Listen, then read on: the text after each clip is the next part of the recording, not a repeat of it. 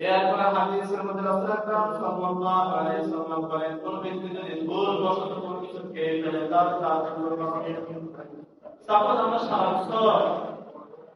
বছরের মধ্যে 12 মাস, 12 মাসের মধ্যে আমরা 11 মাস সারা 11 মাস আমরা সকাল সন্ধ্যা খানা পিনা সকালে একবার, দুপুরে একবার, রাতে একবার, দৈনিক 4-5 বার আমাদের খাওয়া হচ্ছে। এটা আমাদের অভ্যাস তৈরি করেছে।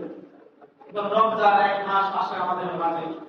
রমজান মাসে আমরা অনেক সময় ভুল করে, অনেকটা সত্ত্বেও আমরা অনেক সময় পানি পান করে ফেলি, অনেক সময় বিভিন্ন জিনিস খেয়ে ফেলি। তাহলে সেক্ষেত্রে আমাদের করণ সম্পর্কে রাসূল আকরাম সাল্লাল্লাহু আলাইহি ওয়াসাল্লামের প্রখ্যাত সাহাবী হযরত আবু হুরায়রা রাদিয়াল্লাহু আনহু থেকে বর্ণিত, তিনি বলেন, قال رسول الله صلى الله عليه وسلم إذا نسي فأكل, যখন কোন ব্যক্তি ভুলে যায় ফাআকাল অথবা সে খাবার গ্রহণ করে, আও শারিবা বা পানি পান করে, তাহলে ইন্না সাওমাহু, সে যেন ওই দিনের রোজা পূর্ণ করে নেয়।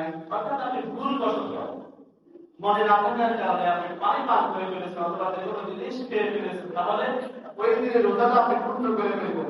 এরকম ভাবা যাবে আমার রোজা মনে হবে না, আমার রোজা মনে ভেঙে গিয়েছে, এরকম ভেবে আপনি যদি রোজাটা ভেঙে ফেলেন তাহলে আপনার গুনাহ হবে না।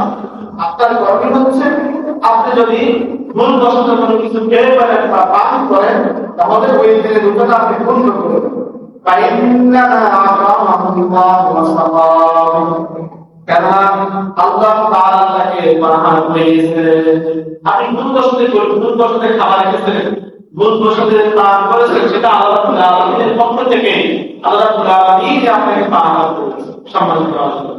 এজন্য আমরা যদি ভুলবশত কোনো কিছু খেয়ে ফেলি, ভুলবশত যদি কোনো কিছু পান করি, তাহলে আমাদের উচিত হচ্ছে, আমাদের কর্তব্য হচ্ছে ওই দিনের রোজাটা আমরা পূর্ণ করব। পরবর্তীতে আমরা সেটাকে পূর্ণ করার মাধ্যমে ওই রোজাটা আমরা আদায় করি, সেটাই আমরা আদায় করি। সেটার জন্য আমাদের